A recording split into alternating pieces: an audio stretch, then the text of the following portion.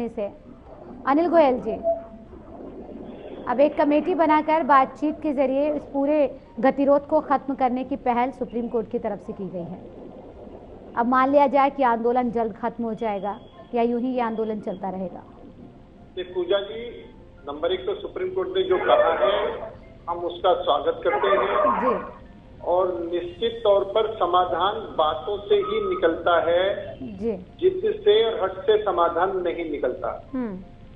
सरकार किसान भाइयों के साथ पहले दिन से ही खड़ी हुई है और उसने पिछले जो कानून थे उसमें किसानों को कुछ ना कुछ दिया है, किसानों से कुछ भी नहीं लिया।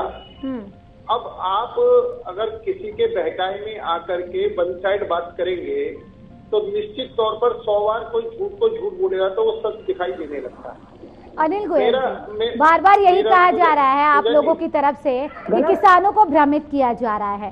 एक किसान भ्रमित होगा, 2 किसान भ्रमित होगा, 1 किसान संगठन भ्रमित होगा, 2 किसान संगठन भ्रमित होगा। 40-50 किसान संगठनों को भ्रमित करना आपको लगता है कि किसी के बस की बात है ये? पूजा जी, मैं इन सब 40-50 किसान संगठन के जो लोग वहाँ बैठे हैं उनसे सिर्फ एक निवेदन ये करना चाहता हूँ कि जो कानून पहले था, जो अधिकार किसानों के पहले थे, उसमें से कौन सा अधिकार हमने छीना है?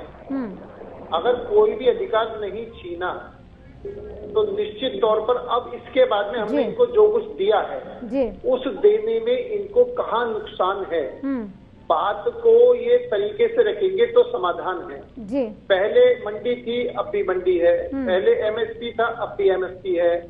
पहले किसान जो है, लेकिन एमएसपी पर लिखित में दे दीजिए ना। चौथा कानून जो बोल रहे हैं, 3 कानून लेकर आए हैं, चौथा भी कानून ला दीजिए, क्या दिक्कत है?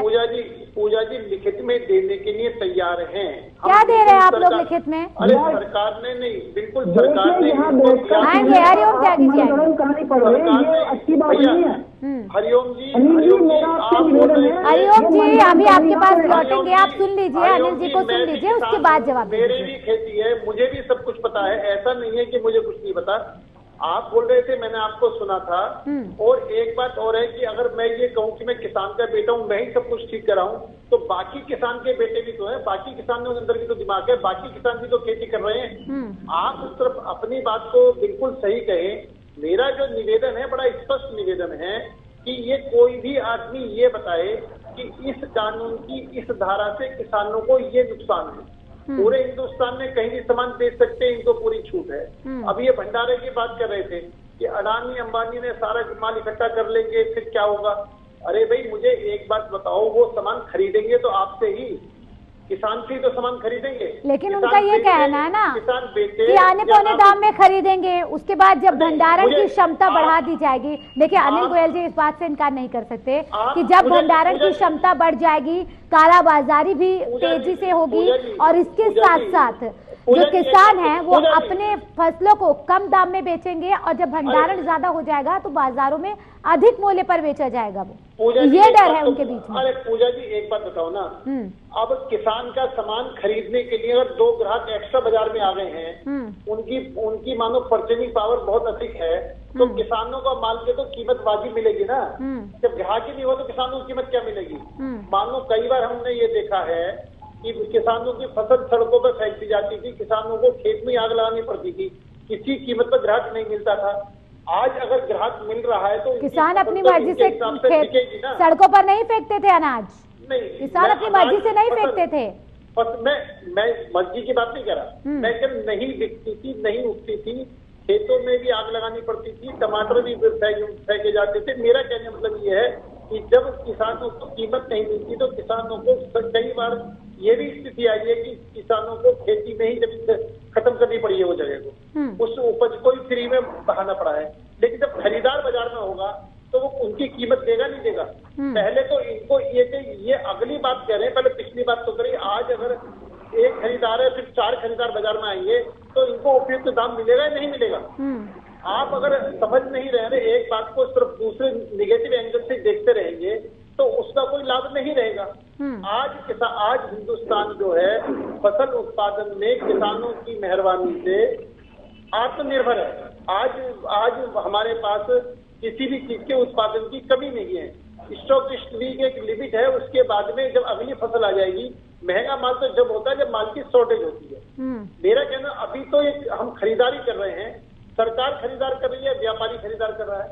अब ये बिना बातों एक डर दिखा करके, भय दिखा करके और बहका करके एक वातावरण बनाया जा रहा है। पहले तो आप बात सुनिए, फिर गलत बात। कौन डर फैला रहा है, कौन दहशत फैला रहा है? वो तो शांतिपूर्वक धरना कर रहे हैं। आपका नंबर उनकी ट्रॉलियों को आप लोग रोक रहे हैं। आप हरिओम जी बोलना मना नहीं कर रहे जी, आपको बोलने की मना नहीं कर रहे, आप बिल्कुल बोल रहे हैं, लेकिन गलत नहीं बोलेंगे बिल्कुल भी। आप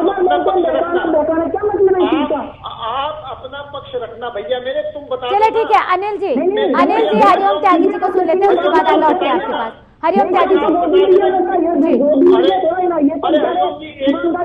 पत्रकारिता करें,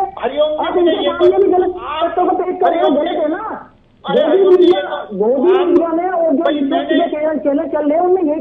आपसे सिर्फ एक बात पूछ रहा हूँ मैं कि आप ये बताओ कि क्या अधिकार आपसे छीन लिए? आप ये बताओ आपको क्या अधिकार छीन लिए और इस नए कानून में आपको कहाँ पर क्या? सुनिए मैं बताना चाहता हूँ, सुनिए अभी जितनी बातें आपने बोल ली है, सबसे पहले मैं आपके ही विषय में बता दूं।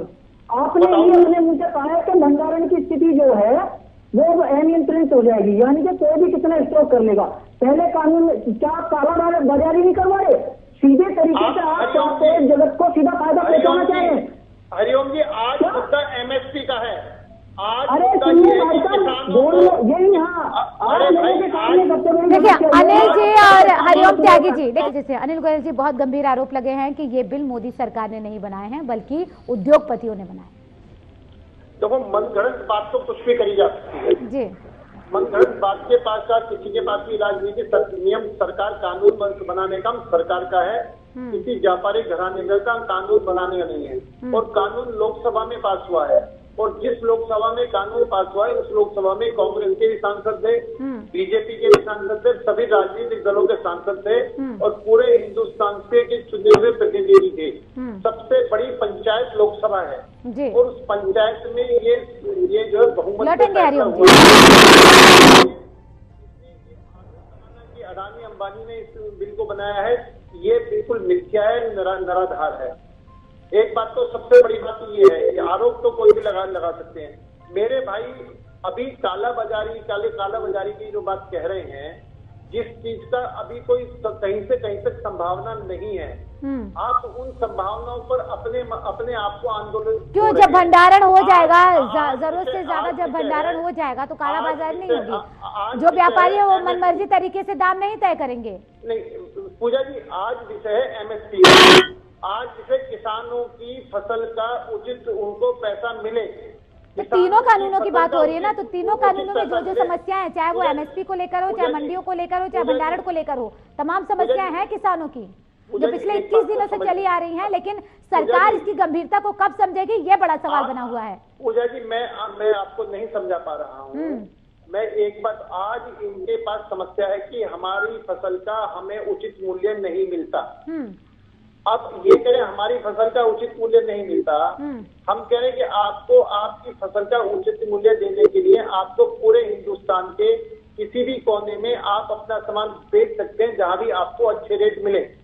जो भी आपके उसका अच्छे रेट देकर के माल खरीदता है उसको आप माल दे सकते हैं। मेरे सवाल का जवाब दीजिए। हम इनको, जिस किसान के पास जो है 1 एकड़ जमीन है या थोड़ी बहुत जमीन है और वो फसल उगाता है, तो क्या वो दूसरे राज्य में जाएगा फसल अपनी बेचने के लिए? हाँ क्या करे पूजा जी दोबारा बोलना क्या कर रहे थे? एक किसान जिसके पास जमीन ही कम है, जगह ही कम है, जो अपनी फसल को लगाता है और वो जो कि मंडियां जो वहां पर होती हैं आसपास जो जाते हैं व्यापारियों को बेचने के लिए किसान, अगर वो नहीं होंगे और इसके साथ साथ क्या वो दूसरे राज्य में जाएंगे बेचने के लिए अपनी उन फसलों को लेकर? ट्रांसपोर्टेशन का खर्चा कौन देगा? टैक्स का कौन खर्चा देगा? पूजा जी उनको अपने यहाँ तो माल बेचने की छूट है ही है, अपने यहाँ तो माल बेचेंगे मिलेगा अपनी मार्केट। नहीं, आप बार बार ये कह रहे हैं ना कि देश के किसी भी कोने में जाकर बेचने का अधिकार होगा। मैं उस सवाल पर जवाब दे रही हूँ आपको। वो उनका, आप अगर उनको जहाँ अच्छी कीमत मिलती है कैसे वो जा सकते हैं, वहाँ पर जाए। 4 कानून में 4 किसान भी मिलकर जा सकते हैं, 10 किसान भी मिल करके जा सकते हैं कितने भी किसान वहां पर जा करके अपना सामान बेच सकते हैं। इस तरीके से बीच में बोल करके आप अपनी बात को जबरदस्ती थोप नहीं सकते। आप अगर किसानों के हित की बात कह रहे हैं, ठीक है, तो अपनी बात भी कहें, दूसरे की बात भी सुने। ये कोई विषय नहीं है कि अपनी बात दूसरे की बात मत सुनो और बीच में अपने आप बोलना शुरू कर दो। ये कोई तरीका नहीं है। और आप किसानों हरिओम त्यागी जी सुन लीजिए, आपके पास लौटेंगे, आपका जवाब ले लेंगे, 1 मिनट रुक तो जाइए, सुन लीजिए। किसानों का नाम लेकर के हरिओम जी, ये ऐसे किसान नहीं है जो हमारे हिंदुस्तान के किसान दूसरे सुनते नहीं है, अपनी बात कहते हैं, दूसरों की सुनते नहीं है। ऐसा नहीं है आप किसी की सुनोगे नहीं और सुनेंगे। ठीक है अनिल जी, ठीक है हरिओम त्यागी जी, एक साइड में कहीं भी बात नहीं सुनी जाती, आप और पंचायती बोलते रहेंगे। आप किसी को चलिए ठीक है, इसी तरीके से आप लोग वहाँ भी बातचीत कर रहे होंगे, आप लोग सुनने के लिए ही तैयार नहीं है। जब मैं आप लोगों से बार बार अपील कर रही हूँ कि एक के बाद एक बोलिए, पहले एक को मौका दीजिए बोलने का, सुनिए, उसके बाद जवाब दीजिए। जब स्थिति यहाँ पर ये है तो आपसे किस तरीके से बातचीत होती होगी?